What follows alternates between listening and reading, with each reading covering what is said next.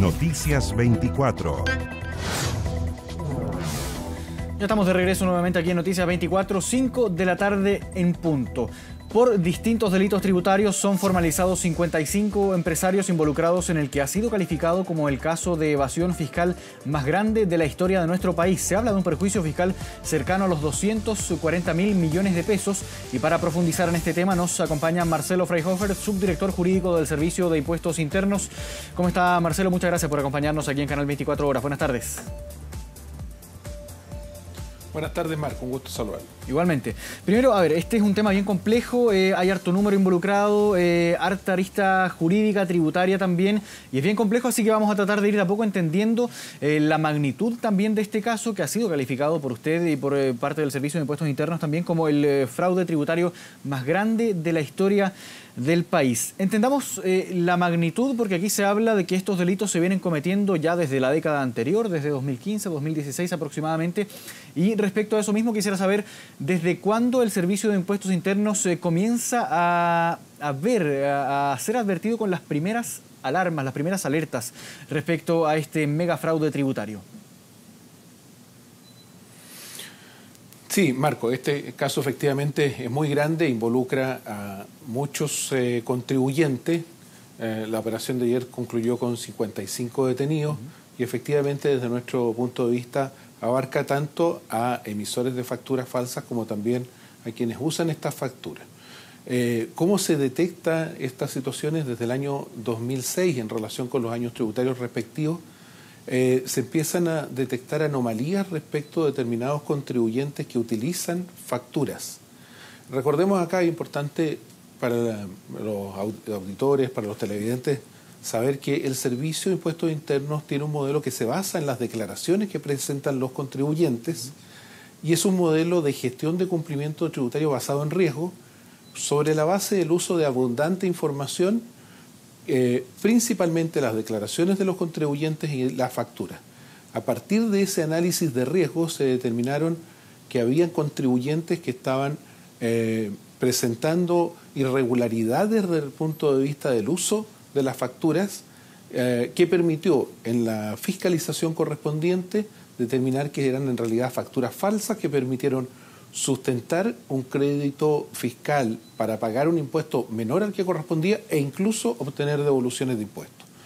Eso permitió ya materializar una primera acción penal el año 2018 y siguió avanzando el caso por los distintos una acción penal, perdón, Marcelo, que lo interrumpa. El año en que estamos. Sí, esta acción penal, una querella, ¿qué tipo de acción se ejecuta en este caso?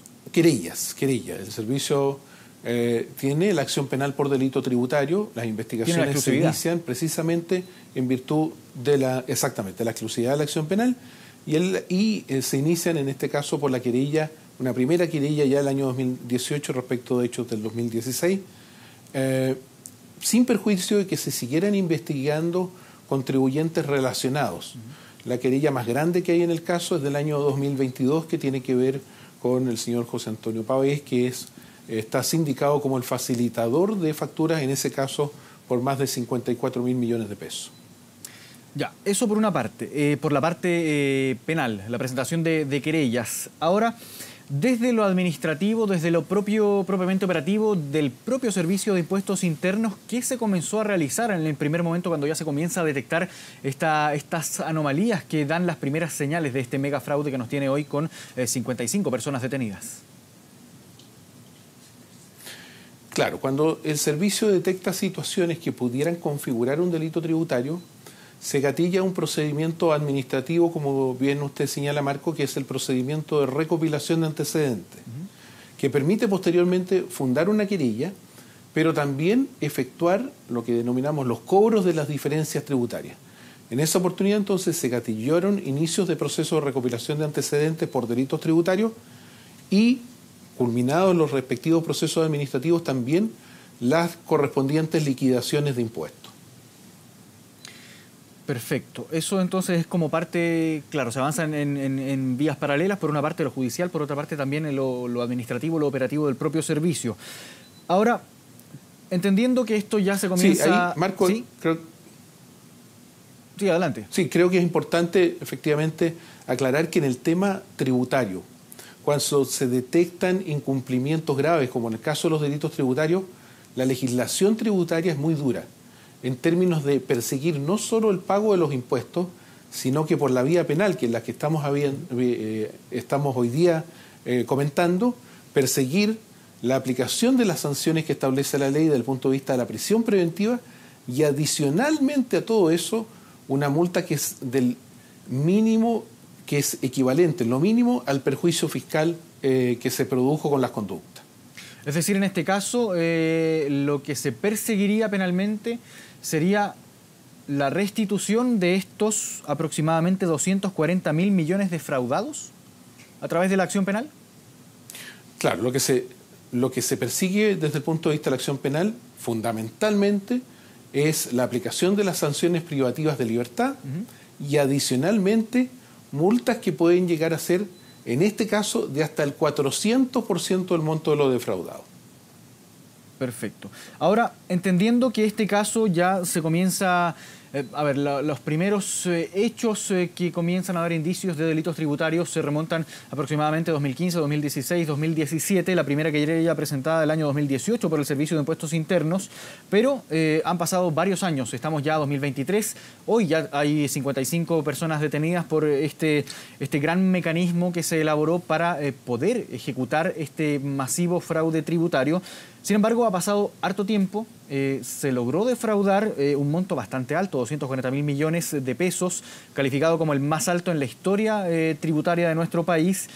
Y en ese mismo sentido quisiera preguntarle, Marcelo, ¿qué controles pueden estar fallando dentro del Servicio de Impuestos Internos para haber llegado a esta situación que nos tiene hoy con este gran monto defraudado, 240.000 millones de pesos? Entendiendo también que esto se viene ejecutando por parte del Servicio de Impuestos Internos desde que se conoció y se vienen presentando acciones legales, acciones administrativas también. Claro, los controles no han fallado, los controles han operado y precisamente permiten detectar estas situaciones. Pero de todas formas, perdón Marcelo, aquí sí no es que se logró este fraude, se logró defraudar 240.000 millones que hoy no están en las arcas fiscales. Claro, es que nuestro sistema tributario, Marco, funciona sobre la base del principio de la buena fe.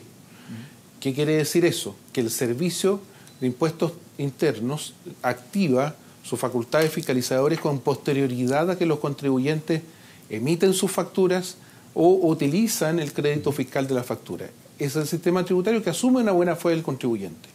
Cuando esa buena fe se rompe y se defrauda el sistema, se inician los procesos de revisión de los antecedentes sobre la base de la información, cruces de información fundamentalmente del servicio, que permiten detectarlos y después, por supuesto, vía fiscalización, efectuar los cobros correspondientes y por la vía penal perseguir las sanciones que estamos persiguiendo mediante las acciones penales, 9 querellas en este caso, que se han presentado. Sin perjuicio de lo anterior, por supuesto, siempre es posible considerar nuevas medidas. Y en esa línea es que probablemente, y eso es una expectativa que tenemos, que el proyecto de ley que se ha anunciado de cumplimiento tributario fortalezca las facultades del servicio y también el control que existe respecto de este tipo de contribuyentes que se crean con el solo objeto de defraudar al fisco. Ahora quiero andar en eso, subdirector, en el modus operandi. ¿Cómo operaban estas empresas falsas creadas? Y en definitiva, ¿cómo era el mecanismo completo, de acuerdo a los antecedentes que han logrado recabar desde el Servicio de Impuestos Internos, para la comisión de este delito tributario? Si es que nos puede detallar ahí para entender claro, acá, cómo funciona este gran mecanismo para este fraude. Sí, por lo complejo que resulta la operación en total, uno podría suponer que son mecanismos muy sofisticados, pero no lo son tanto en rigor. Se trata de la creación de empresas, a veces sustentado en la creación de empresas en un día, por ejemplo, y derechamente creada la empresa, la emisión de facturas falsas vale decir que no tienen un soporte en una realidad desde el punto de vista del servicio, de la operación de venta que se haya efectuado. Esa factura es traspasada a receptores, a quienes se les facilitan o ceden estas facturas, que incrementan el crédito fiscal IVA, y eso permite, respecto de las operaciones que se han efectuado, calzar las operaciones o disminuir el impuesto que se está pagando, o incluso, como en algunos de estos casos que estamos llevando a la justicia, que hemos llevado a la justicia, obtener devoluciones de impuestos, que es la figura penal más grave y que está sancionada de forma más severa por la ley.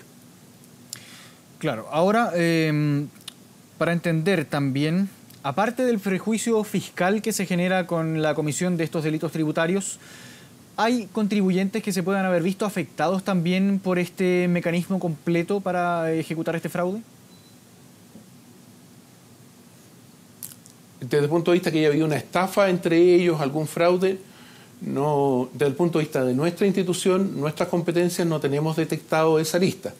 Hay otros delitos concatenados que está en la misma causa investigando el Ministerio Público, se ha comunicado en la prensa que hay lavado de activos, que hay asociación ilícita, también fraude aduanero, pero respecto de esos otros delitos vamos a tener más detalles probablemente en la audiencia de formalización que se va a llevar adelante desde el día lunes. Claro, se amplió la detención, recordemos, de 28 de las personas detenidas. Hay 27 restantes que quedaron apercibidas en esta audiencia que va a continuar el lunes bien temprano, a primera hora, a las 8:30 de la mañana, entonces, ante la justicia. Ahora, respecto a este monto defraudado que hasta el momento se ha logrado estimar en aproximadamente 240.000 millones de pesos, ¿es probable que este monto pueda seguir aumentando? Y con esto, ¿es probable también que pueda aumentar la cantidad de personas que se ven involucradas en este mecanismo de fraude fiscal? A ver, las querellas del servicio responden a procesos que son bastante acuciosos respecto tanto de las personas involucradas como también respecto de las operaciones. Pero también hay que considerar que la investigación del Ministerio Público, una vez realizada la audiencia de formalización el día lunes, continúa la investigación y por lo tanto no se puede descartar que existan algunas diligencias de investigación que arrojen otras personas involucradas, otros contribuyentes que hayan hecho un uso malicioso de las facturas que se emitieron por parte de los facilitadores que están identificados. Ahora, considerando este mega fraude fiscal, el más importante, el más cuantioso de la historia de nuestro país, quisiera preguntarle lo siguiente. Se habla de que hasta el momento 25.000 millones de pesos de este mega fraude han logrado ser restituidos. ¿Cómo se logra la restitución y cuán fácil es lograr la restitución de este monto, de estos 240.000 millones de pesos? Bueno, como le explicaba Marco, frente a estas situaciones está el proceso también para el cobro de los impuestos que han sido evadidos. Y en ese sentido, cuando tenemos un delito tributario, hay evasión de impuestos, en forma paralela también se desarrolla por las áreas de fiscalización de nuestros servicios, en las distintas direcciones regionales, los procesos de fiscalización correspondientes y de liquidaciones para, en definitiva, girar los impuestos que han sido defraudados. Ese es un proceso que se ha llevado adelante sin perjuicio y no requiere en ese sentido suspenderse por la existencia de las querellas, por lo tanto se ha llevado adelante sin perjuicio de las acciones penales que hemos desarrollado. ¿Y cuán fácil es lograr efectivamente la restitución? Porque esto está en medio de un proceso. Claro. No, tenemos herramientas en ese sentido que son estas liquidaciones, los giros de impuestos, posteriormente pasan a tesorería. Son procesos de cobro que dependen fundamentalmente, y un tema interesante que usted toca, de los activos también que tengan los contribuyentes, y creo que también en ese ámbito requerimos efectivamente de contar con buenas medidas en nuestra legislación, de manera de asegurar que existan activos en los que poder materializar la restitución de los dineros defraudados. Bien, Marcelo Freyhofer, subdirector jurídico del Servicio de Impuestos Internos, agradecemos esta conversación bien aclaratoria respecto a este proceso que se está llevando a cabo ante la justicia. Muchas gracias por esta conversación, que esté bien. Muchas gracias, Marco. Buenas tardes. Igualmente, buenas tardes.